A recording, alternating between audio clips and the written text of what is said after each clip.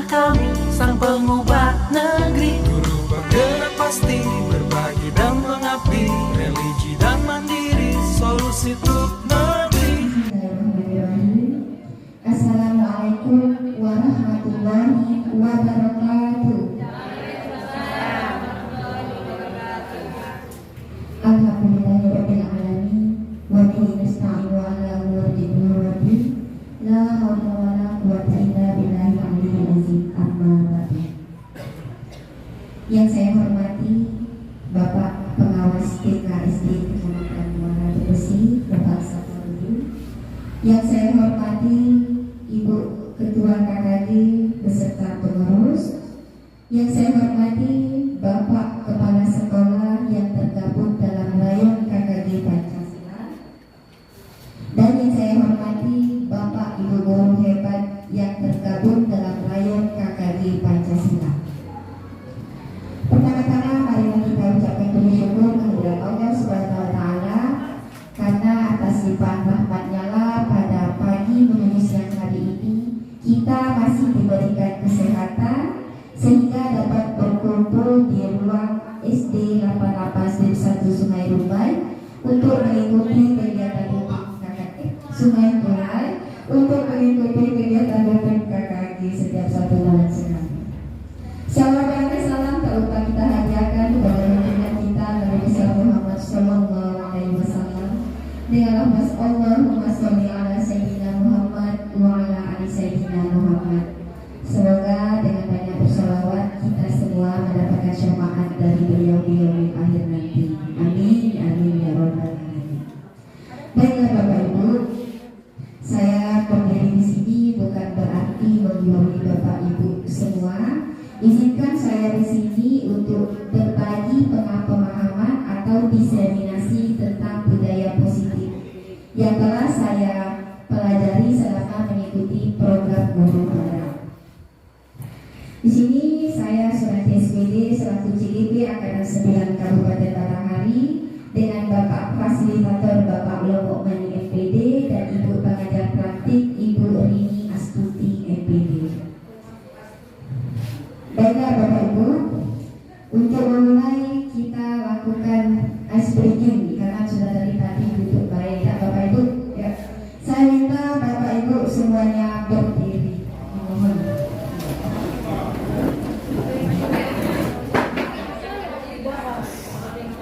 Kita rekankan otot kita ya Bapak Ibu ya.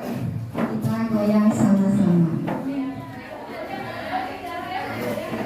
Boleh nggak bapak-bapak di depan, Pak Hasan, Pak Hadi, boleh ke depan.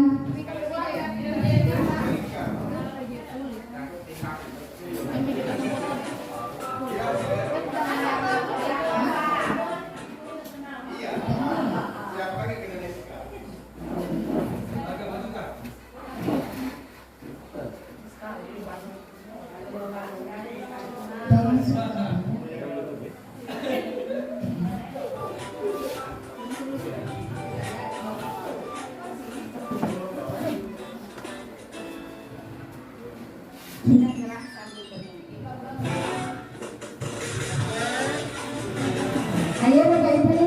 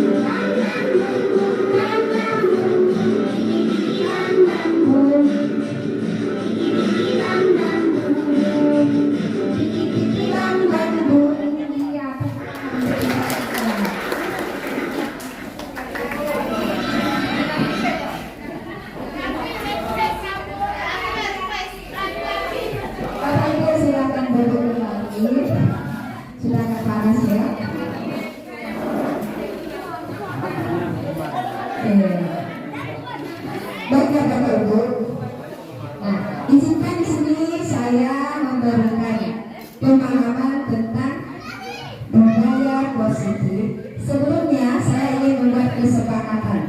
Yang pertama yaitu mengikuti diskusi dengan aktif. Yang kedua, suasana santai tapi serius. Yang ketiga, tidak menggunakan HP saat kegiatan berlangsung. Dan yang keempat, meminta izin bila ingin keluar ruangan. Bagaimana Bapak Ibu? Apakah kesepakatan ini bisa kita laksanakan secara bersama? Bisa Bapak Ibu? Insya Allah bisa. Nah, baiklah Bapak Ibu, di sini saya punya pertanyaan pemantik dengan kategori jawaban setuju atau tidak setuju.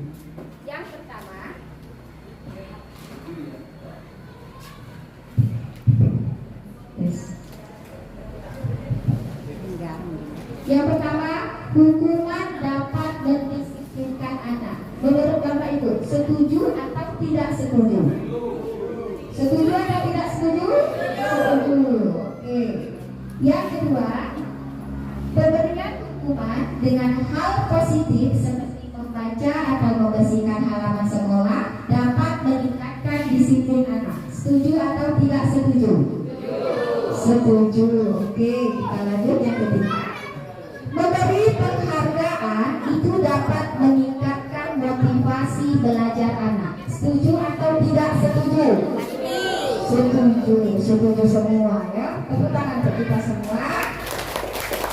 Nah, di sini saya tidak mencari yang salah yang benar, tapi nanti setelah ada penjelasan Bapak Ibu dapat menilai sendiri apakah setuju atau tidak setuju yang Bapak jawab tadi itu benar atau tidak.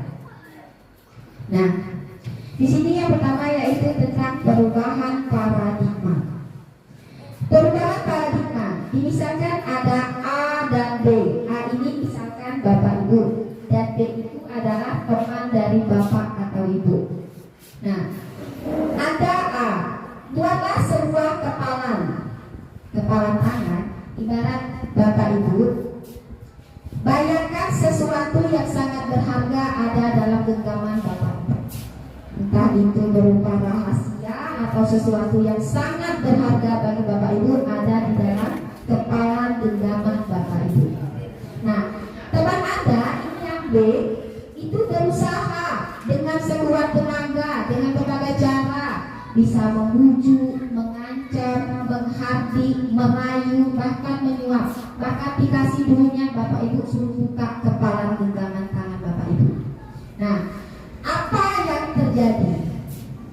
Nah, apakah Bapak Ibu tetap memegang kepalan tangan Bapak Ibu, atau Bapak Ibu akan memilih membuka kepalan tangan Bapak Ibu? Nah, jika Bapak Ibu membuka kepalan tangan Bapak Ibu, apa alasan Bapak Ibu membuka kepalan tangan tadi? Padahal ini tadi penting, sesuatu yang sangat berharga, mungkin rahasia. Karena kawan kau tadi lah bujuk, bukanlah, aku nak tahu, kepo lah dikit bahasa gitu ya. Nah, apakah pilihan kedua Bapak Ibu tetap menutup kepala tangan Bapak Ibu? Nah, jika Bapak Ibu tetap menutup, apa alasan Bapak Ibu tetap menutup? Nah, kemudian dalam kegiatan ini itu sesungguhnya siapa yang memegang kendali atau kontrol untuk membuka atau menutup kepala tangan? Siapa Bapak Ibu yang bersedia untuk menjawab? Sebelum saya tunjuk Bapak Ibu, satu perwakilan Bapak-bapak dan satu perwakilan Ibu-ibu. Mungkin Pak Senior, Pak Hasan ya, mau mencoba.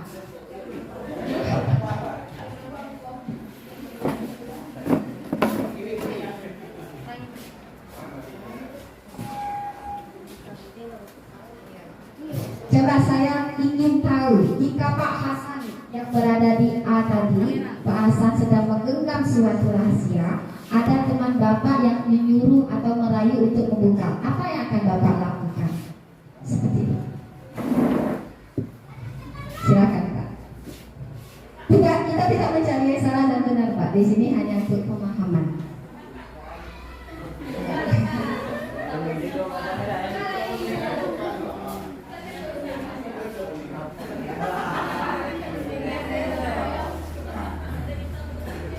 Silakan Pak Hasan.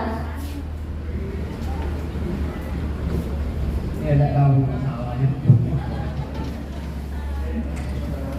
Bapak menggenggam karena sebuah kertas yang berisi rahasia. Itu Bapak genggam kuat. Ketika ada teman Bapak yang menyuruh atau merayu Bapak untuk membukanya, apakah yang akan Bapak lakukan? Apakah masih tetap menutup atau memilih membuka? Nah.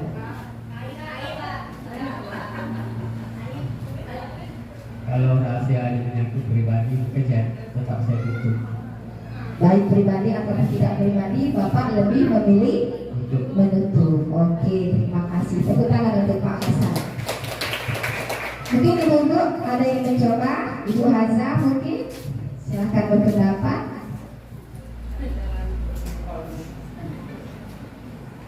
Terima kasih untuk diskusi. Ini sangat menarik sekali. Menurut saya akan tetap menutup cara ini karena ini menjadi suatu ketentuan pendirian. Saya tidak akan dengan mudah membuka karena ini adalah pendirian saya sebut pendirian ini. Ini adalah sebuah rahasia yang harus ditutup atau disimpan. Bagaimana cara orang ini mengetahui itu karena ini sangat penting untuk kita sendiri untuk saya sampai itu Ibu Ranti. Terima kasih. Terima kasih Bu Haza. Tepuk tangan untuk Ibu Haza juga. Bagi sangat baik. Ternyata Bapak Ibu sudah paham dan lebih memilih menutup. Nah, Bapak Ibu, memang yang seharusnya yang bisa mengontrol diri kita itu kita sendiri atau orang lain? Diri kita sendiri, iya betul. Yang mengontrol diri kita itu yang bisa hanya diri kita sendiri. Orang lain tidak akan bisa mampu mengontrol diri kita. Iya. Kemudian pembelajaran dengan paradigma baru. Pembelajaran dengan paradigma baru itu merupakan pembelajaran yang dirancang berdasarkan prinsip pembelajaran berdiferensiasi, sehingga peserta didik belajar sesuai kebutuhannya berdasarkan tahap perkembangan sesuai teori psikologi modern saat ini, yaitu untuk mewujudkan profil pelajar Pancasila. Profil pelajar Pancasila ini memiliki berapa dimensi? 6 dimensi. Yang pertama yaitu beriman dan bertakwa kepada Tuhan Yang Maha Esa, kemudian berkebinekaan global, bergotong royong, kreatif, bernalar kritis, dan mandiri. Nah, Bapak Ibu, Bapak pendidikan kita Ki Hajar Dewantara itu mengumpamakan sekolah sebagai ladang tempat persemaian bibit. Agar bibit bisa berkembang secara maksimal, maka petani dapat memperbaiki kondisi tanah, memelihara bibit, memberi pupuk dan air, membasmi ulat-ulat atau jamur yang mengganggu hidup bibit tanah. Nah, Bapak Ibu, seorang penarik jagung misalnya, itu apakah bisa menanam jagung dan berharap tumbuhnya itu tanaman padi? Bisa atau tidak? Tidak. Iya. Para petani itu tidak akan mungkin mengharap tanaman jagung dapat berubah menjadi tanaman padi, tetapi petani hanya bisa menuntun atau tumbuhnya tanaman jagung, yaitu memberi pupuk, kemudian memeliharanya dan membasmi hama yang mengganggunya. Oleh karena itu, kita dapat memahami bahwa sekolah itu diibaratkan ladang tempat persemaian. Nah, bimbing-bimbingnya tadi ialah siapa? Siswa dan anak didik kita. Nah, guru itu diibaratkan sebagai siapa? Petani. Kalau pengen tanamannya subur, petaninya harus rajin. Seperti itu juga kita sebagai seorang guru. Kalau kita ingin anak didik kita tumbuh sesuai dengan kodratnya, kita harus mampu memenuhi kebutuhan si anak tadi. Begitu Bapak Ibu. Nah, mengenai budaya positif, Bapak Ibu pasti pernah dengar budaya positif. Apa sih budaya positif itu? Kemudian, apakah di sekolah kita sudah tercipta budaya positif Bapak Ibu? Sudah, alhamdulillah. Apa contoh budaya positif yang sudah tercipta di sekolah Bapak Ibu? Ya, senang. Kemudian apa lagi Bapak Ibu? Senang. Kemudian apa lagi? Nah, gotong royong. Kalau di sekolah saya, itu contoh budaya positif yang sudah kami lakukan yaitu kegiatan 5S. Senyum, salam, sapa, sopan, dan santun. Kemudian Lisa itu singkatan dari lihat, sapa, ambil. Alhamdulillah di sekolah kami sudah terlaksana. Kemudian biasanya rutin juga sudah dilaksanakan. Kegiatan ekskul pramuka juga sudah dilaksanakan. Sholat zuhur berjamaah setiap pulang sekolah juga sudah kami laksanakan. Dan kegiatan upacara rutin setiap hari Senin sekali. Mungkin di sekolah Bapak Ibu sudah melaksanakan juga ya? Sudah. Oke. Budaya positif itu merupakan perwujudan dari nilai-nilai kebajikan atau keyakinan universal yang diterapkan di sekolah. Nah, selama ini guru berkewajiban mengontrol siswa agar memiliki perilaku sesuai dengan yang guru harapkan. Iya tak Bapak Ibu? Sering kita kontrol anak murid, nah jangan ganggu kawan. Berarti kita berharap anak itu menjadi anak yang baik. Nah, perwujudannya guru memberikan hukuman kepada siswa yang bersalah dan memberi imbalan atau penghargaan kepada siswa yang melakukan perbuatan baik. Bapak Ibu, pernah Bapak Ibu melakukan seperti itu? Pernah. Pasti Bapak Ibu memiliki alasan tersendiri mengapa melakukannya.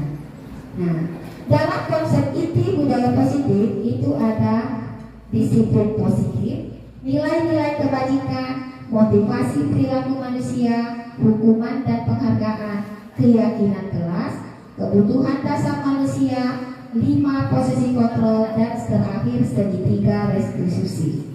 Nah, inilah yang akan kita bahas satu persatu. Yang pertama yaitu disiplin positif. Nah, ketika mendengar kata disiplin, apa yang terbayang oleh Bapak Ibu? Apa itu disiplin? Ya Bapak Ibu, apa itu disiplin? Bu Wiji, apa itu disiplin Ibu? Tepat waktu. Kemudian apa lagi Pak?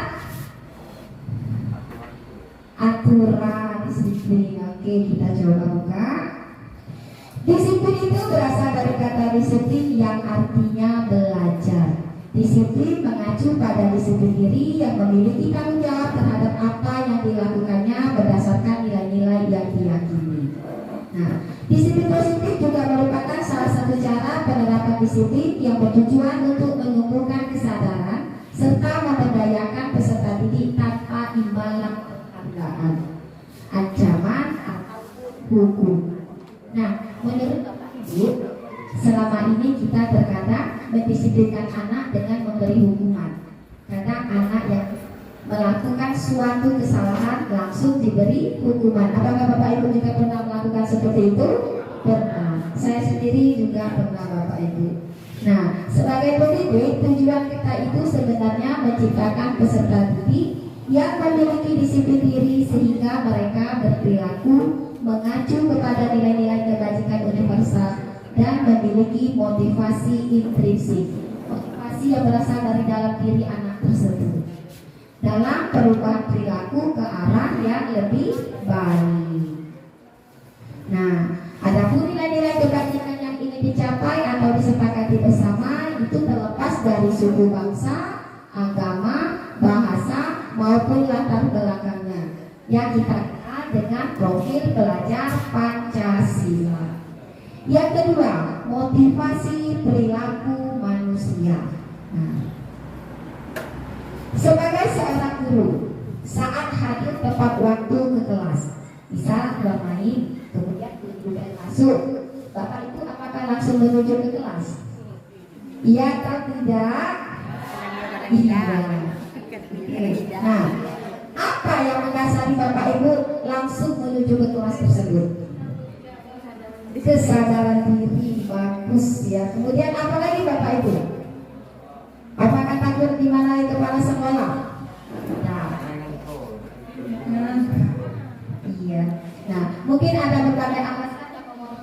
motivasi Bapak Ibu. Yang pertama yaitu takut ditegur kepala sekolah. Benar atau salah? Benar. Malu dengan rekan sejawat dan murid. Adakah perasaan seperti itu? Ada. Menghargai diri kita sendiri. Iya. Kemudian menghalalkan rezeki. Iya.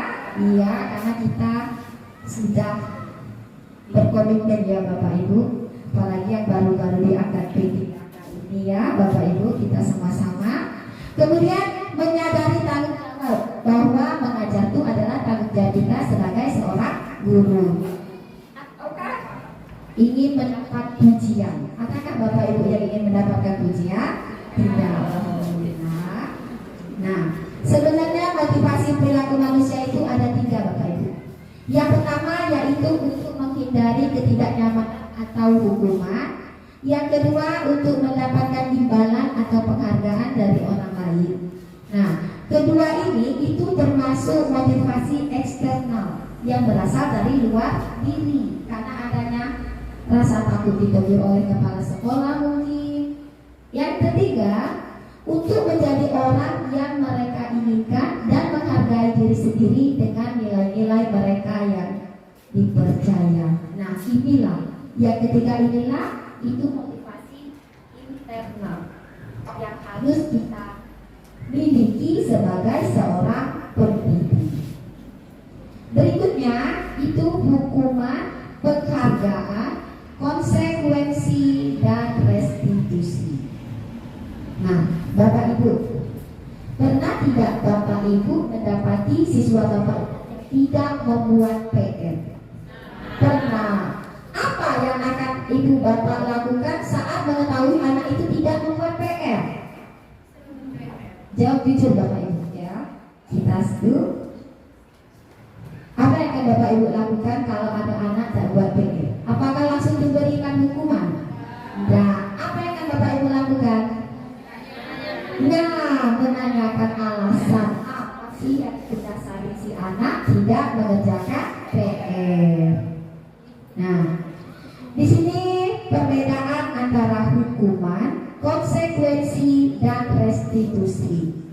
Contoh kasus yang kita ambil di sini yaitu siswa yang sering tidak mengerjakan PR. Nah, untuk hukuman, guru menghukum siswa tersebut hormat bendera selama 10 menit. Masih ada tidak Bapak Ibu yang melakukan seperti itu? Tidak lagi Bapak guru. Yang kedua, guru marah sehingga murid merasa takut. Ada kasus yang seperti Bapak Ibu? Ada, tapi sebagian kecil ya. Yang berikutnya konsekuensi. Guru memberikan konsekuensi untuk mengerjakan PR-nya saat istirahat atau dikerjakan sebanyak 3 kali lipat. Kemudian guru tegas dan siswa menghormati peraturan. Sedangkan restitusi itu guru menanyakan keyakinan kelas atau dirinya dan membantu siswa menyelesaikan masalahnya. Yang kedua, guru terbuka dan siswa pun menghormati dirinya dan orang lain. Nah, di sini saya ingin memberi pemahaman tentang konsep disiplin dengan identitas gagal. Nah, ini yang saya pelajari Bapak Ibu. Hukuman dan penghargaan itu termasuk konsep disiplin dengan identitas gagal. Mengapa dikatakan demikian? Karena hukuman itu dilakukan saat peristiwa terjadi, berarti secara spontan. Nah, tentunya itu akan memiliki dampak terhadap anak, menyakitkan, tidak nyaman, murid merasa takut, kemudian bersifat memaksa, murid akhirnya menyembunyikan kesalahan diri dan merasa direndahkan. Ketika kita memarahi anak di depan teman-teman yang lain, ada tak Bapak Ibu mental atau hati anak itu? Maksudnya seperti ini, ketika kita memarahi dia di depan kawannya, malu tak kaget dia? Nah, itu kan berpengaruh tak ke mental si anak. Nah, jadi Bapak Ibu, saya berharap ke depannya kita tidak lagi melakukan hal yang seperti itu. Kemudian penghargaan itu dianggap sebagai identitas gagal karena dianggap tidak efektif, kemudian merusak hubungan atau menimbulkan sifat iri, kemudian mematikan kreativitas, mengukur dengan sistem ranking, dan merampas hak menghargai dirinya. Nah, di sini selama mengikuti pendidikan guru penggerak itu terjadi perdebatan ketika kita menerima rapor.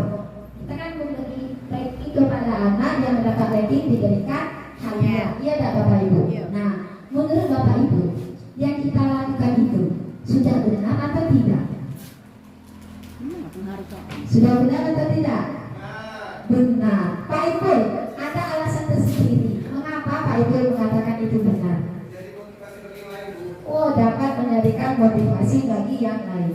Mungkin ini masih menjadi perdebatan loh Pak Ibu di dalam kami pendidikan guru penggerak. Sebagian mengatakan benar dan sebagian lagi itu lebih mengarah ke negatif. Kalau mengarah ke positif, betul apa yang disampaikan oleh Pak Ibu, dapat meningkatkan motivasi anak. Sedangkan ke arah negatif itu menimbulkan kecemburuan sosial untuk anak yang tidak mendapatkan ranking. Nah, selama ini mungkin saya sendiri belum menyadari yang seperti itu Bapak Ibu. Saya tahunya dengan memberikan hadiah dapat meningkatkan motivasi anak. Nah, berikutnya konsep disiplin dengan identitas berhasil. Nah, yang dianggap berhasil itu ada dua Bapak Ibu, konsekuensi dan restitusi. Konsekuensi itu sudah ditetapkan dalam peraturan penguatan jangka pendek, tetapi perlu monitoring berkelanjutan, adanya stimulus, murid menghormati peraturan, dan kita akan kehilangan waktu untuk merenungi kesalahan yang tidak perlu. Sedangkan restitusi itu penyelesaian disiplin dari siswa itu sendiri.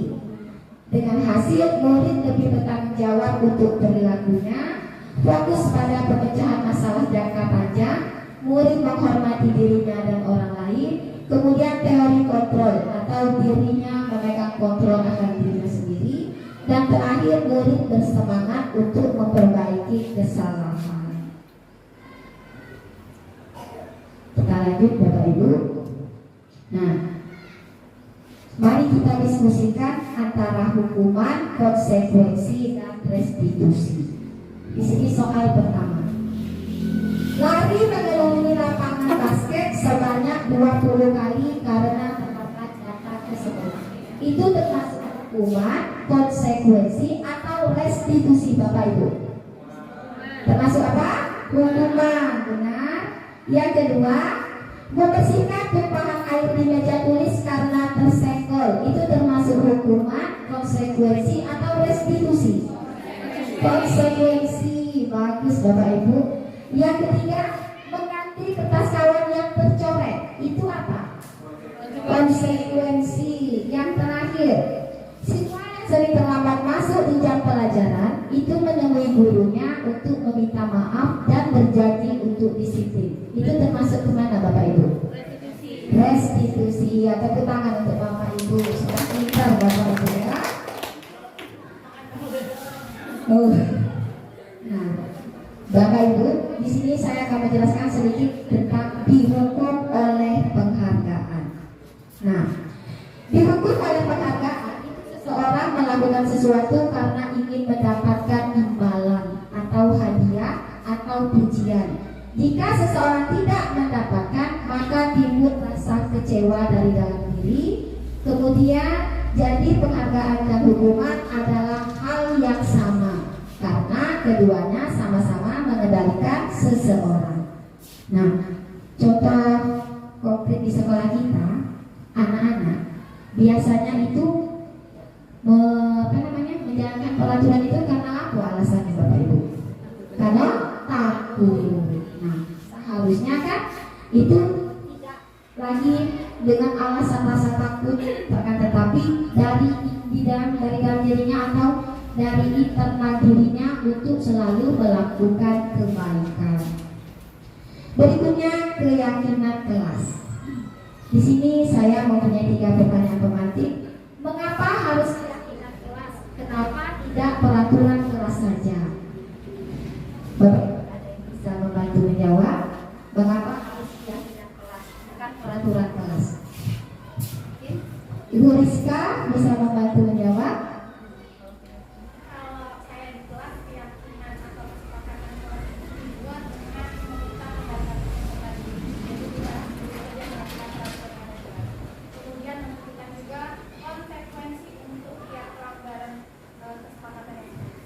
Oke, terima kasih Bu Rizka sekali. Mengapa harus keyakinan kelas? Kenapa tidak peraturan kelas? Karena seperti ini Bapak Ibu. Peraturan kelas itu biasanya dibuat oleh sebelah pihak. Ya, nah, misalnya guru. Sedangkan murid itu hanya dijadikan objek untuk mematuhi peraturan yang telah kita buat. Nah, sedangkan keyakinan kelas itu dibuat secara bersama-sama antara murid dengan guru, dengan harapan si murid sebagai subjek itu mampu mematuhi peraturan yang telah dibuatnya sendiri. Nah, kita lanjut. Bagaimana sih cara menentukan keyakinan kelas? Nah, keyakinan kelas itu lebih abstrak daripada peraturan. Kemudian kalimatnya singkat sehingga mudah diingat. Kemudian berupa pernyataan universal, dapat diterapkan di kelas, bersedia meninjau kembali keyakinan kelas dari waktu ke waktu. Kemudian juga keyakinan kelas itu dibuat dalam kalimat yang positif. Terakhir, semua warga kelas hendaknya ikut berkontribusi dalam pembuatan keyakinan kelas. Nah, suatu keyakinan kelas itu juga akan lebih memotivasi seseorang dari dalam atau disebut dengan motivasi intrinsik. Seseorang itu akan bergerak dan bersemangat untuk menjalani keyakinannya daripada hanya sekedar mengikuti serangkaian peraturan. Nah, Bapak Ibu, apakah sekolah Bapak Ibu sudah membuat keyakinan kelas? Sudah? Ada yang sudah, ada yang belum. Biasanya keyakinan kelas itu dibuat saat kapan Bapak Ibu? Tahun ajaran. Ya. Apakah Bapak Ibu membuatnya secara sepihak? Tidak, dengan melibatkan peserta didik. Di sekolah kami juga sudah mulai membuat keyakinan kelas, sama seperti Bapak Ibu. Nah, di sini saya punya contoh peraturan. Kira-kira keyakinan kelas apa yang didapat dari peraturan tersebut? Yang pertama, selalu mengembalikan buku ke tempatnya. Itu keyakinan kelas apa Bapak Ibu? Ya, bertanggung jawab. Ya, tepuk tangan. Yang kedua, dilarang mengganggu orang lain. Itu keyakinan kelas apa yang kita dapat? Dilarang mengganggu orang lain. Tidak melakukan bully. Hah? Tidak melakukan bullying. Ya, keyakinan kelas apa itu kita dapat, Ibu? Saling menghormati dan menghargai. Yang ketiga, hadir di sekolah 15 menit sebelum pembelajaran dimulai. Tepat waktu, bagus. Dilarang melakukan kekerasan. Itu keyakinan kelas apa Bapak Ibu? Saling menyayangi. Saling menyayangi. Dilarang menggunakan narkoba. Itu keyakinan kelas apa Bapak Ibu? Kesehatan. Kemudian bergantian atau menunggu giliran. Itu keyakinan kelas apa Bapak Ibu? Tertib dan disiplin. Kemudian menggunakan masker. Keyakinan kelas apa Bapak Ibu? Kesehatan. Jangan berlari di kelas atau koridor. Keyakinan kelas apa? Keselamatan atau keamanan. Kita cek Bapak Ibu. Iya benar. Yang pertama tanggung jawab, keamanan, disiplin, keamanan dan menghargai orang lain, kesehatan, menghargai orang lain, kesehatan dan keselamatan. Nah, berikutnya yaitu kebutuhan dasar manusia. Nah, di sini Bapak Ibu, tentang 5 kebutuhan dasar manusia menurut Dr. William Glasser.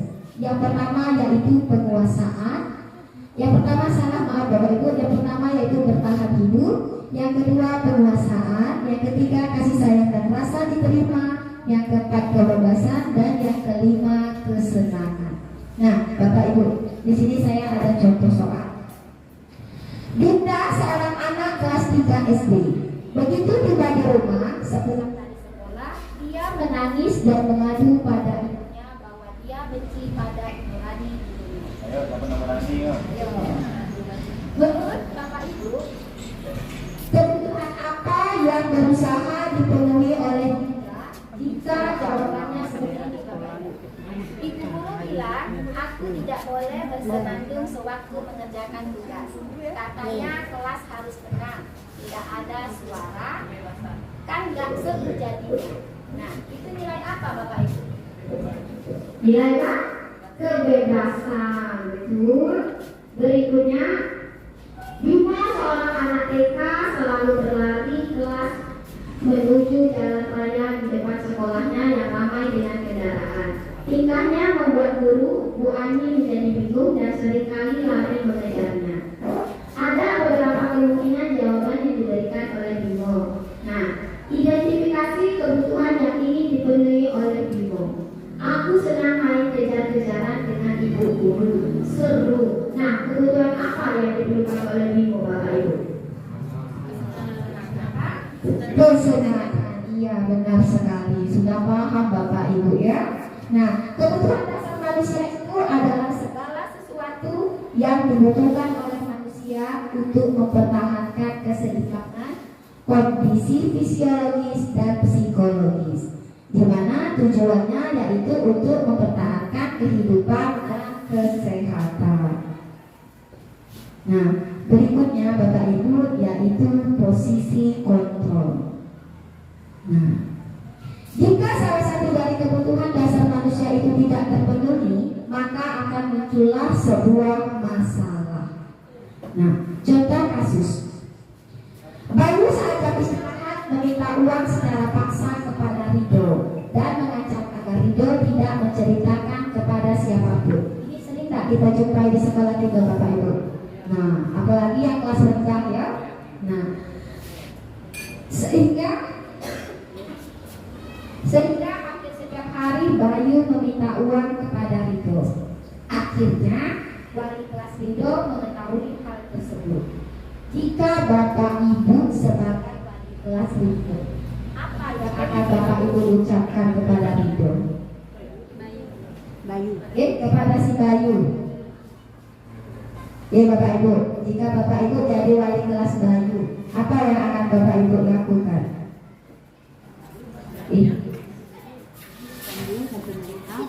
Apakah langsung memarahi atau gimana Bapak Ibu? Nah, menanyakan dulu alasannya kenapa permasalahan yang terjadi. Bapak Ibu, ada 5 posisi kontrol. Yang pertama penghukum, yang kedua pembuat rasa bersalah, yang ketiga teman, yang keempat pemantau, dan yang kelima manajer. Menurut Bapak Ibu, kita renungkan ada di posisi kontrol yang mana Bapak Ibu saat ini? Jawab jujur Bapak Ibu. Ya Pak Ibu, posisi di mana? Penghukum. Ayo Bapak yang lain, Ibu Darmina, posisinya sebagai apa Bapak Ibu?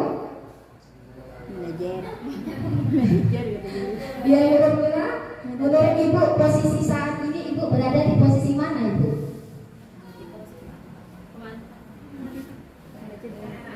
Hah? Teman, oke. Mungkin Ibu Nurma posisinya di mana saat ini merasa Ibu Nurma? Pemantau. Ibu ketua kakak kita, Ibu Nurma Dika. Menurut Ibu, posisi Ibu saat ini berada di posisi yang mana Ibu? Pemantau. Pemantau. Oke. Ibu Endi terakhir ini. Sebagai apa? Manajer. Sebagai pemantau. Oke, kita buka. Posisi kontrol sebagai penghukum itu biasanya ekspresinya sangat.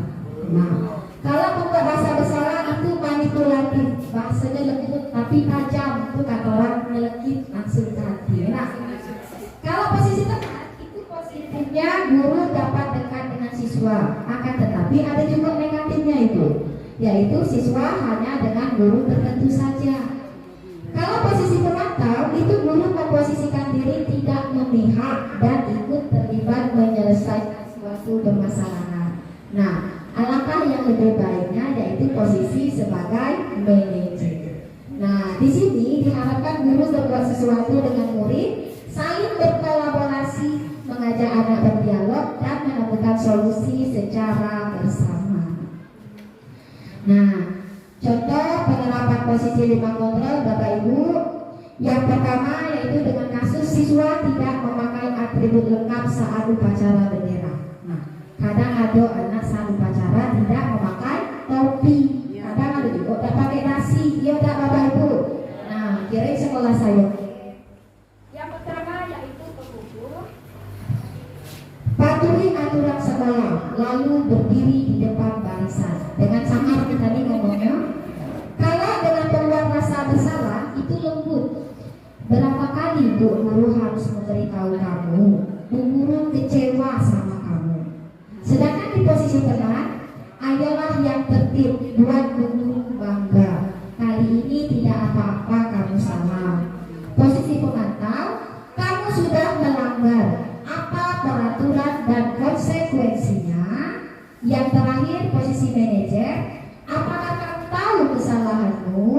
Kira-kira bagaimana kamu akan memperbaiki kesalahan ini? Jadi Bapak Ibu, di sini diharapkan kita sebagai pendidik itu mampu menduduki sebagai posisi manajer. Apakah kita sudah siap untuk menjadi posisi manajer Bapak Ibu? Ya. Apakah sudah siap? Insya Allah siap. Nah, contoh kasus posisi kontrol. Mari kita simak video berikut.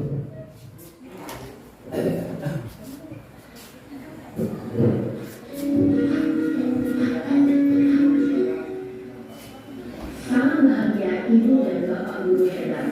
Dalam penerapan disiplin positif restitusi, salah satu program yang dikembangkan adalah 5 posisi kontrol. 5 posisi kontrol yang restitusi proses perjalanan seorang pendidik agar dapat mengenali dirinya.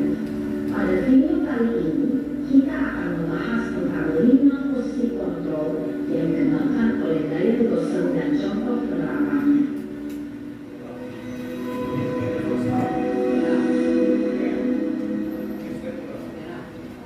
Lima posisi kontrol itu adalah 1. Posisi pemberi, 2. Posisi pembuat rasa bersalah, 3. Posisi teman, 4. Posisi pemantau atau monitor, dan 5. Posisi manajer. Untuk lebih memahami kelima posisi tersebut, mari kita saksikan kasus Naren yang terlambat hadir 20 menit di sekolah dan melihat bagaimana 5 posisi kontrol dalam menghadapi masalah tersebut. Nah, silakan diperhatikan Bapak Ibu. Ini untuk posisi pemukul. Pasangan. Rumah pasangannya. Nah, sini kamu. Selalu terlambat. Kamu deh, pasti terlambat. Maaf Bu, saya Apa? Apa coba? Alasan kamu apa lagi? Kapan sih kamu tidak terlambat? Malas sekali ya kamu jadi anak. saya Dasar pemalas. Gak kapok-kapok sih kamu. Sudah berapa kali terlambat? Sana, kamu keliling lapangan basket 2 kali. kenapa saya harus ke lapangan basket Bu? Kenapa? Kamu menolak ibu. Berani-beraninya jawab. Sudah terlambat, masih berani jawab pula. Sekarang, keliling lapangan basket 5 kali sekalian. Biar kapok. Cepat. Pergi sana ke lapangan basket. Posisi penghukum biasanya berbicara dengan nada tinggi, menghardik, menunjuk-nunjuk, menyakiti, dan menyindir. Hukuman bisa berupa fisik maupun psikis. Ibu dan Bapak Guru hebat, dampak yang terjadi pada murid ketika guru berada pada posisi penghukum adalah murid cenderung akan memberontak, bahkan melakukan dendam.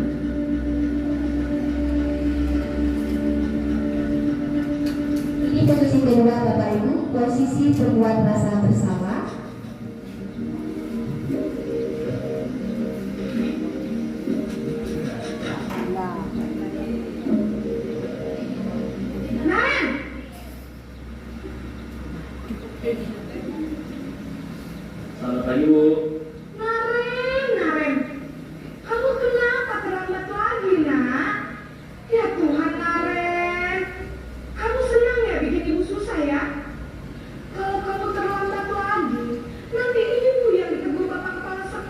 nak.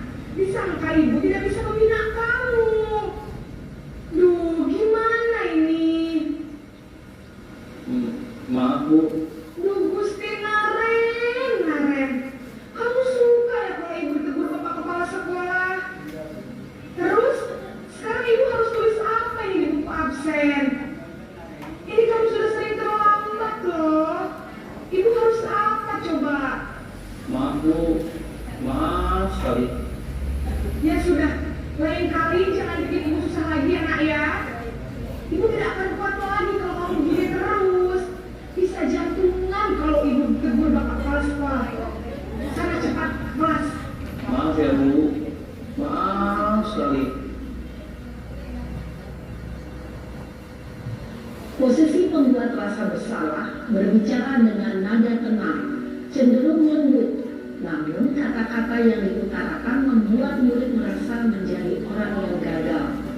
Memandang buruk dirinya sendiri, merasa tidak berharga, dan tidak sanggup membahagiakan orang lain. Ketika guru mengambil posisi pembuat rasa bersalah, murid akan menganggap dirinya yang bersalah dan ia akan menyimpan emosi negatif tersebut di dalam dirinya. Yang ketiga, posisi teman Bapak Ibu.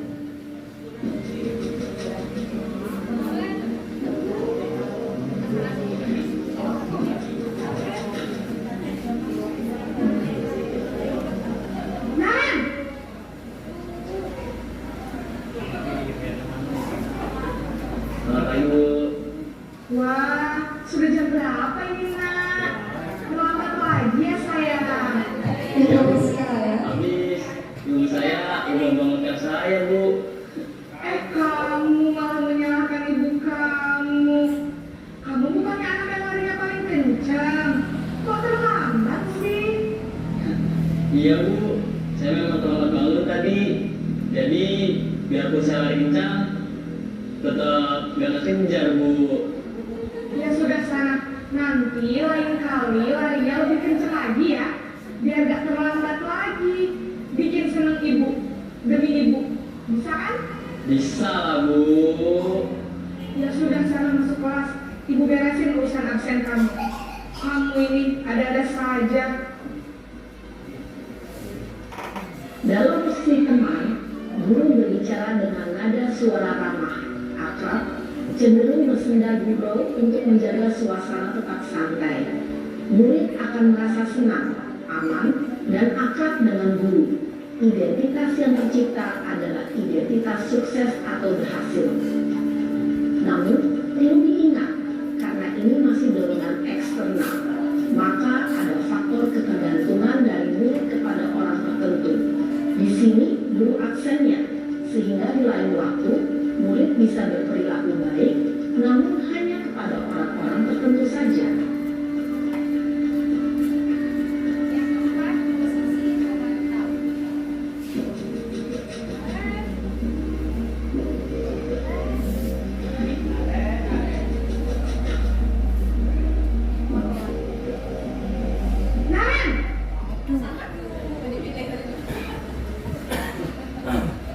Selamat pagi Bu. Naren, apa peraturan sekolah kita tentang jam berapa kita harus masuk sekolah, nak? Kita harus di sekolah jam 7 Bu. Iya betul, sekarang sudah jam 7.20. Naren sudah tahu konsekuensinya jika terlambat hadir. Paham Bu. Saya harus tinggal kelas pas jam istirahat selama 20 menit. Iya benar, konsekuensinya demikian. Jadi nanti jam 9.30 pas istirahat, kamu harus tinggal di kelas, kerjakan tugas tambahan untuk ketertinggalan kamu, ya? Baik Bu. Posisi pemantau mengandalkan penghitungan atau data untuk mengontrol murid. Guru mengarahkan murid berdasarkan peraturan dan konsekuensi. Seorang pemantau menunjukkan bahasa tubuh dan ekspresi wajah yang datar dan cenderung formal.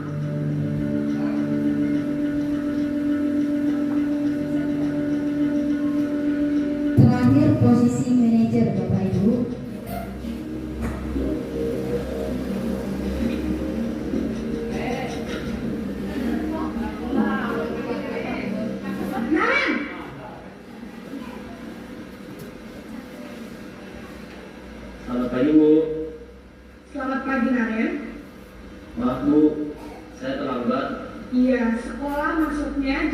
7, sekarang sudah jam 7.20. Jadi sekarang bagaimana ini, Naren?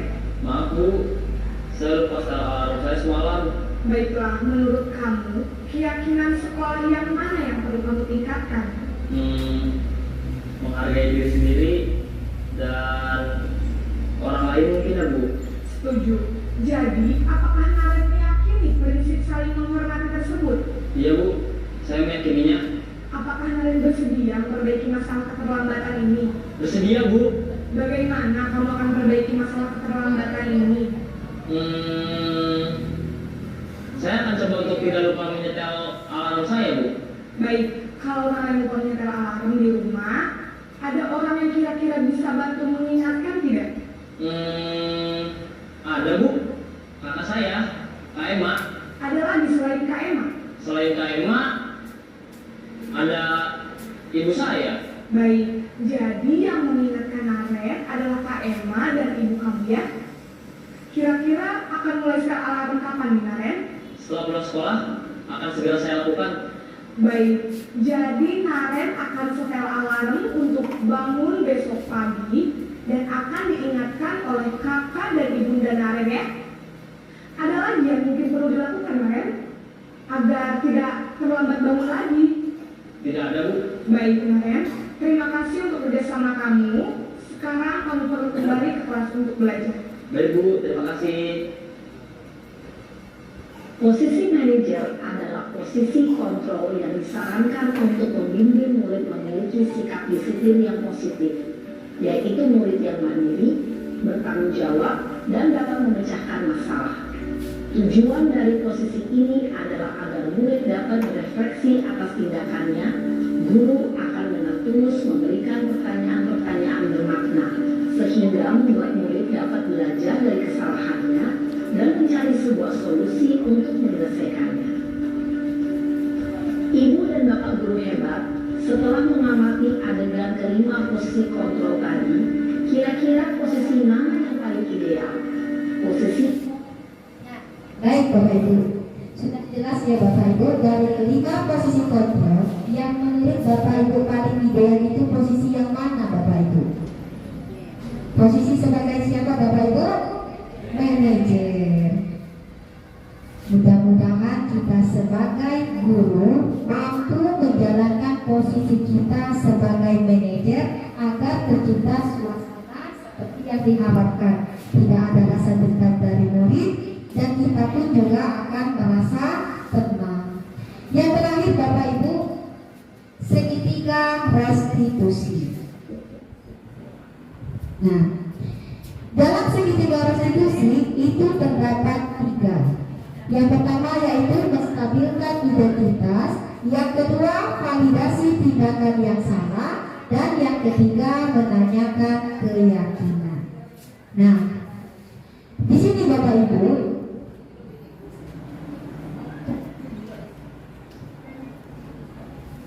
saya mempunyai contoh penerapan segitiga restitusi dalam penyelesaian suatu masalah.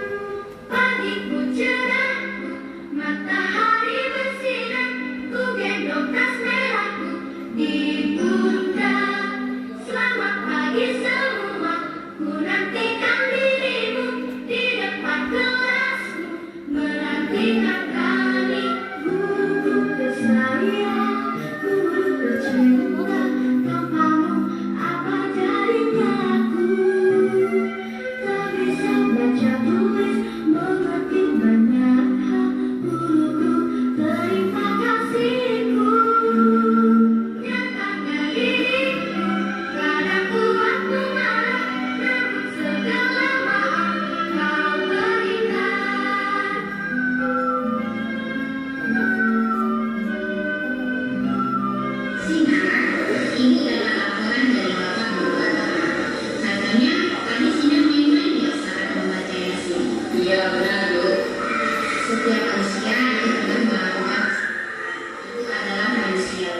Ibu tidak pernah melakukan kesalahan, namun di sini ibu tidak mencari siapa yang salah.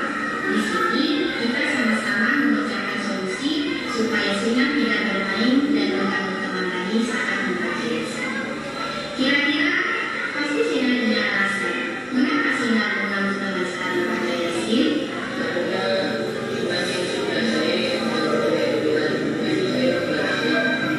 Kira-kira mengganggu teman itu apakah sudah memenuhi keyakinan kelas kita? Masih ingat Sinar apa saja keyakinan kelas dan sekolah kita?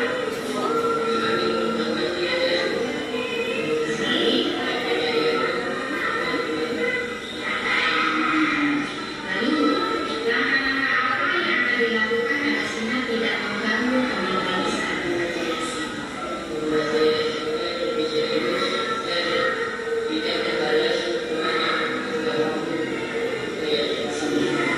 Ya bagus, Sinar sudah berusaha untuk menjadi lebih baik. Diharapkan semoga Sinar menjadi yang pandai dan beramal mulia, serta berguna bagi agama dan bangsa. Amin. Silakan Sinar kembali ke kelas. Assalamualaikum warahmatullahi wabarakatuh. Perkenalkan, saya murid kelas 6 dengan 08 skip 1 BMI. Saya senang sekali dapat diajak untuk berdiskusi dengan guru untuk dapat menghormati bapak guru agama saat bacaan yasin dan tidak mengobrol bersama Tuhan dan menghormati Tuhan lain. Saya akhiri, wassalamualaikum warahmatullahi wabarakatuh.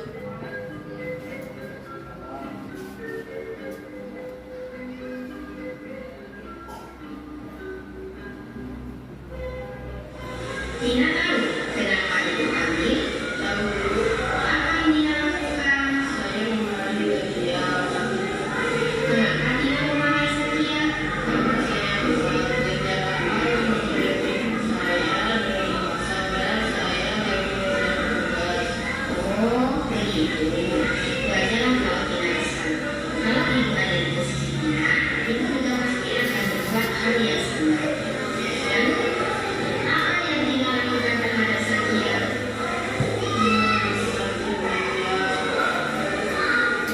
Iya? Sayang, baik, Tina, kamu pasti berbuat begitu ada alasannya kan? Apa alasannya? Karena orang tua saya sudah mereka tidak ada orang yang tidak kepada saya, lalu saya saja. Wajar ya, kamu keras sekarang dan tidak rela HP kamu dipinjam semuanya.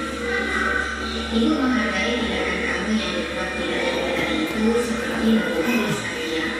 Sekarang, coba Tina pikirkan, tindakan Tina marah-marah sampai menutup meja tadi, apakah sudah sesuai dengan keyakinan kelas kita? Menurut Tina, keyakinan kelas apa yang sudah disampaikan? Iya, benar. Menurut Tina, saling menghormati itu tentu tidak penting. Kalau menurut Tina penting, jadi langkah-langkah apa yang akan Tina lakukan untuk memperbaiki masalah ini? Iya, tepat sekali apa yang Tina lakukan.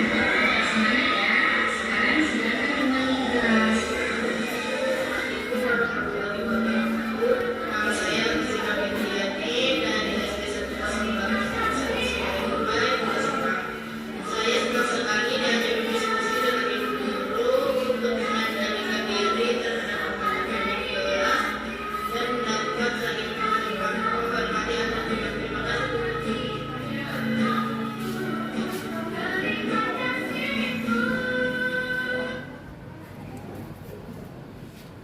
Baik Bapak Ibu, demikianlah tadi contoh penerapan segitiga restitusi yang telah saya lakukan. Nah, mungkin masih terdapat kekurangan dan saya mohon koreksinya dari Bapak pengawas untuk kedepannya agar bisa lebih baik lagi.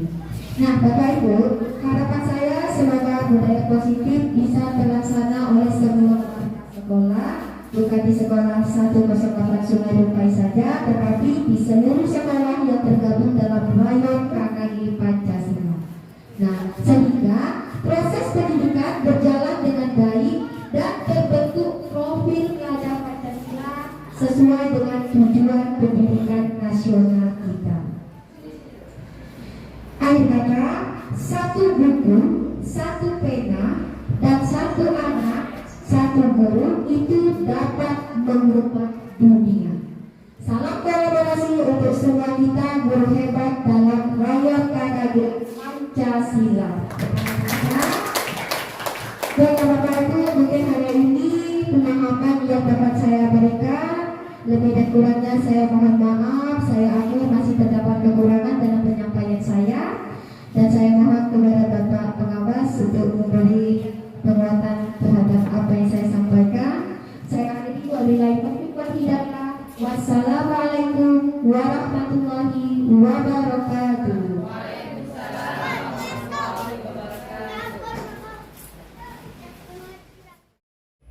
Assalamualaikum warahmatullahi wabarakatuh.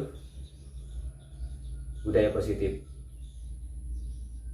materi yang sangat bagus kita pahami sebagai guru, dan hari ini disampaikan juga dengan bagus oleh Bu Suranti SPD, disampaikan dengan jelas, penuh pengetahuan, sehingga peserta antusias untuk mengikutnya sampai akhir. Luar biasa. Semoga materi ini bermanfaat bagi kita semua dan sukses, terutama untuk Ibu Suranti SPD. Wabillahi taufiq wal hidayah. Assalamualaikum warahmatullahi wabarakatuh.